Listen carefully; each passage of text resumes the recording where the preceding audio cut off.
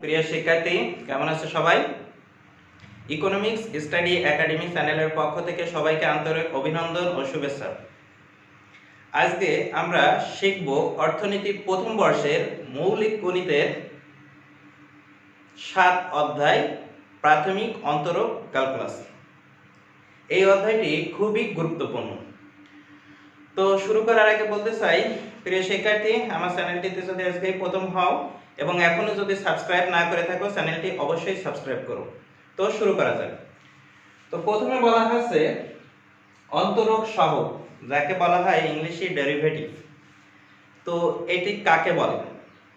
তো সাধারণত স্বাধীন চলকের সামান্য পরিবর্তনের ফলে অধীন চলকের যে ক্ষুদ্র পরিবর্তন হয় তার হারকে অন্তরক সহগ বলা হয়। অর্থাৎ ধরি y সমান ফাংশন x, তাহলে y is the function x।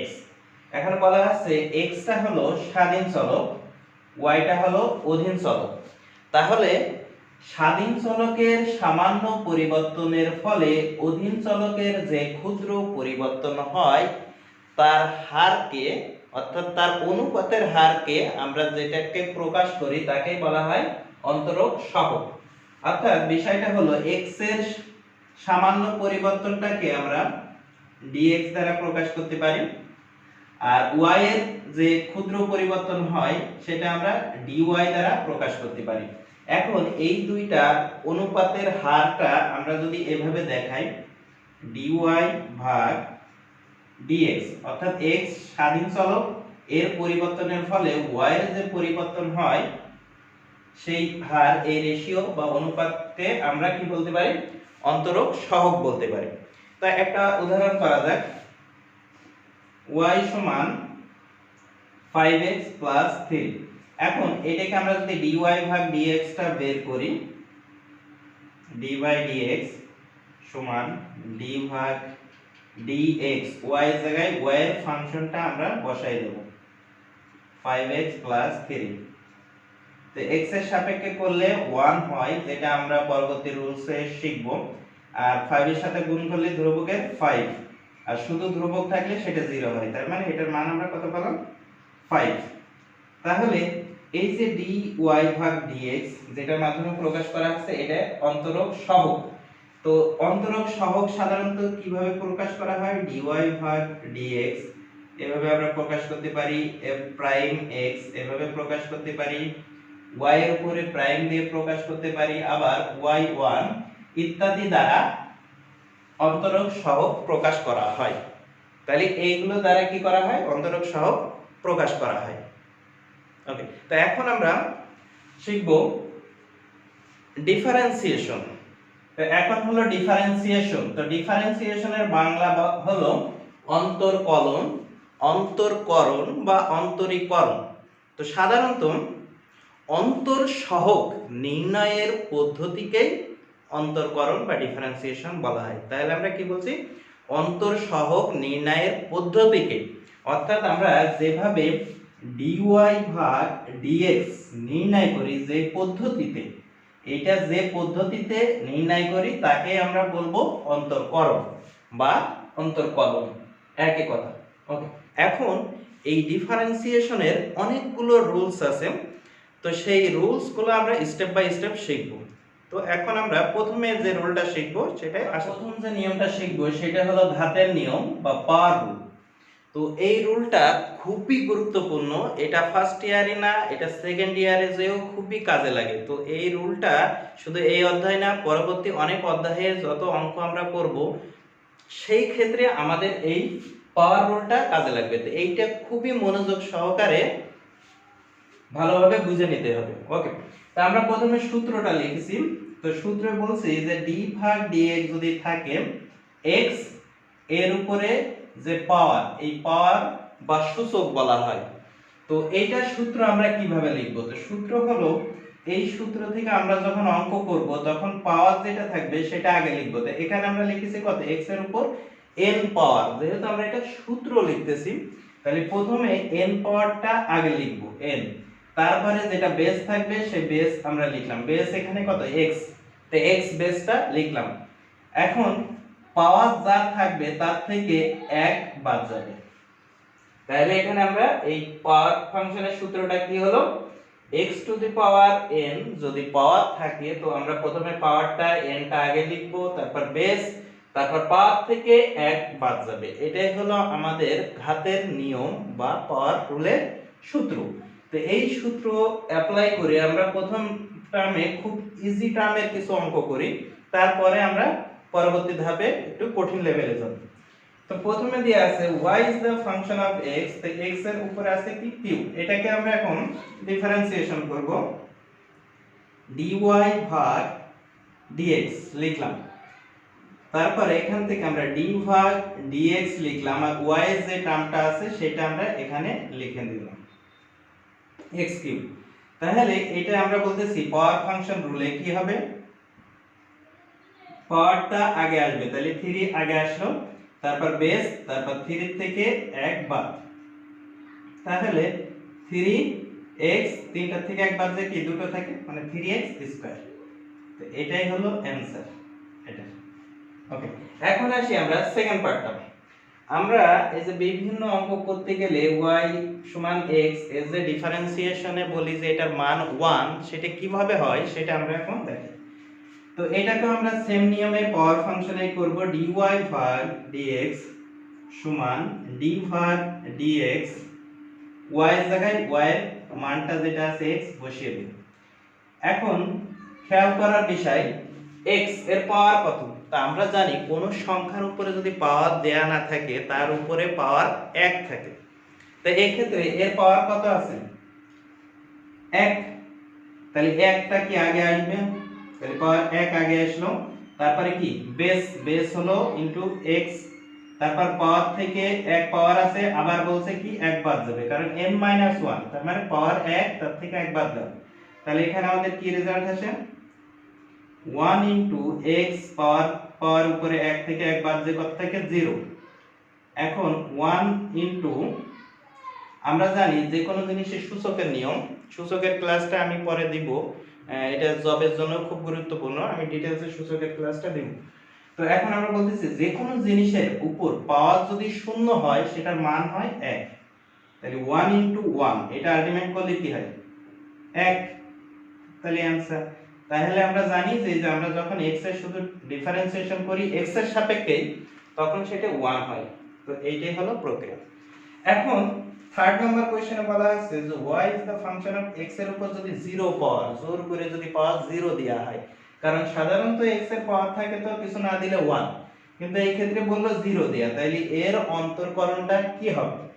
ওকে, তো আমরা করে দেখি, dy ভাগ dx, সেম নিয়মে আমরা পাওয়ার ফাংশনে করছি, d ভাগ dx, y এর যে ফাংশনটা আছে y সমান x নট, এটা আমরা বসিয়ে দিলাম x নট বা x0।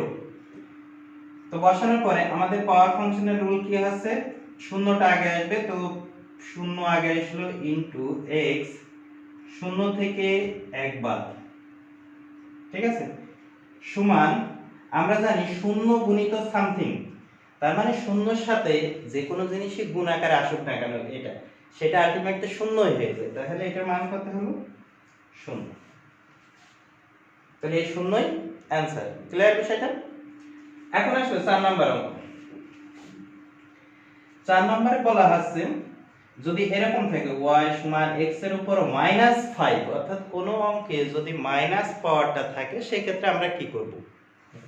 তো সেই ক্ষেত্রে আমরা সেম নিয়মেই করব, dy ভাগ dx সমান d ভাগ dx, y যা আছে আমরা সেটা লিখে নেব x - 5।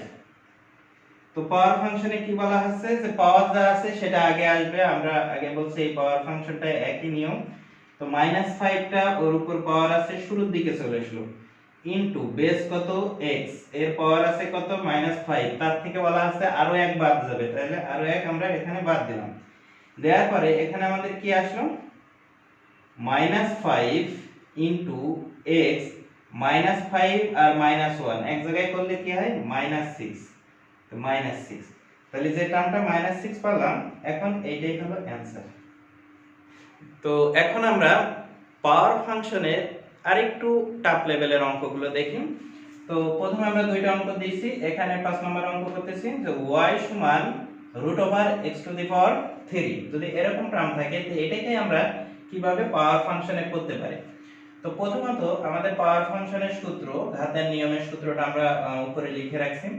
তো এটাকে পাওয়ারে তৈরি করতে হবে। তো x এর উপর 3 তো পাওয়ার আছে, এখানে ঝামেলাটা করেছে রুট দিয়ে, তাহলে এটাকে আমাদের ভেঙে নিতে হবে। তো কিভাবে ভাঙতে পারি আমরা? তো y সমান, এটাকে আমরা এভাবে ভাঙতে পারি, x এর উপরে পাওয়ার 3 আছে, 3 ইনটু 1 এর 2, অর্থাৎ রুট মানে 1 এর 2, এই রুট মানে বর্গ রুট মানে 2 আসবে। তো এক কথায় এটা আমরা এভাবে লিখতে পারি, x 3 1 এর সাথে গুণ করলে 3/2। অর্থাৎ আমরা সাধারণত যেমন √x এটা সমান আমরা বলি x এর উপরে হাফ পাওয়ার, তার মানে x এর পরে থেকে 1, যেটা উপরে থাকবে সেটা লবে চলে যাবে, আর এই বর্গ রুট মানেই হলো এটা 2, এই 2টা দেয়া লাগে না, এটা নিচে হরে আসবে। তো একবারে আমরা এখানে 3/2 লিখতে পারি, কিন্তু মূল নিয়ম হলো 3 ইনটু হাফ, তো একবারে আমরা 3/2 লিখতে পারি। তাহলে এটা এখন আমার পাওয়ার ফাংশনে আসলো। তো তাহলে এখন এটা আমরা কি করব, dy ভাগ dx, x এর সাপেক্ষে, কারণ এখানে x ভেরিয়েবল, তাহলে d ভাগ dx, y সমান এখন কোন ফাংশন দাঁড়িয়েছে এটা ভেঙে, তাহলে এটা আমরা লিখব x এর পাওয়ার 3/2। তাহলে 3/2 লিখলাম। পাওয়ার ফাংশনের সূত্র আমরা আবার ফলো করি, পাওয়ারটা আগে আসবে, তাহলে 3/2 আগে আসলো, বেস হলো x, ভিত্তি পাওয়ার যা থাকবে তার থেকে 1 বাদ যাবে। তো এখানে যে পাওয়ারটা আছে, এই পাওয়ারটা আমরা এখন কি করব, লসাগু করে দেব। লসাগু করে দিলে আমাদের যা থাকে, তো 3/2 x, এটা লসাগু করলে সাইডে লসাগু করে নেবা, এখানে যেমন 3/2 -1, 2 লসাগু করলে 3 - 2 সমান হাফ, তাহলে এর উপরে থাকে হাফ। তাহলে এখন আমরা লিখতে পারি 3/2 ইনটু x এর উপর হাফ মানে কি, এটাকে আমরা √x দিতে পারি, তাহলে এটাই হলো অ্যানসার। তাহলে এটা গেল। এখন আসলো যে এরকম যদি কোনো টার্ম থাকে সেটা আমরা কিভাবে সমাধান করব। তো এটা সাধারণত সবসময় y দিয়ে ফাংশন দেয়া থাকবে তা না, এখানে দেয়া আছে z, আর y কিন্তু এখানে স্বাধীন চলক দেয়া আছে, z হলো অধীন চলক। তো এই টার্মে যখন থাকে তো এটাকেও আমরা পাওয়ার ফাংশনে ভেঙে নেব। তো আমরা আগেই ভাঙাটা শিখছি। তো আমরা z সমান কি লিখব, এখানে y এর উপর আছে কত, পাওয়ার 2, আর 3 কি আসবে একবারে আমরা নিচে দিয়ে দিতে পারি, তাহলে y এর পাওয়ার হলো 2 এর 3। ঠিক আছে, তো 2 এর 3 যদি থাকে, এখন ওই সে আগের নিয়মে যে আমরা যেভাবে ভাঙিছি এটা এভাবে ভাঙতে পারতাম যে y 2 গুণিত 1 এর 3, তাহলে আলটিমেট ওখান থেকে আসবে কত, z সমান y সমান 2 1 এর সাথে গুণ করে 2/3। এখন আমরা ডিফারেন্সিয়েশন করব dz ভাগ dy, এখন y টাই ভেরিয়েবল, তাহলে d ভাগ dy, z ফাংশন কত, এই যে z ফাংশন আমরা এখন যেটা পেলাম সেটা লিখব y 2 এর 3। তো 2 এর 3 যদি থাকে, এখন পাওয়ার ফাংশন আমরা সেম নিয়মে করব। তো 2 এর 3টা পাওয়ার ফাংশন আবার আগে চলে আসবে ইনটু y 2 এর 3 থেকে একবার, তাহলে 2 এর 3 ইনটু, এখানে আমরা লসাগু করে কত পাবো, y আমরা যদি আলাদা লসাগু করে নিই 2 এর 3 -1, তাহলে 3 এখানে 2 -3, তাহলে আলটিমেট -1 এর 3, তাহলে এখানে আমরা পাবো কি -1 এর 3, এটাই হলো এর পাওয়ার। এখন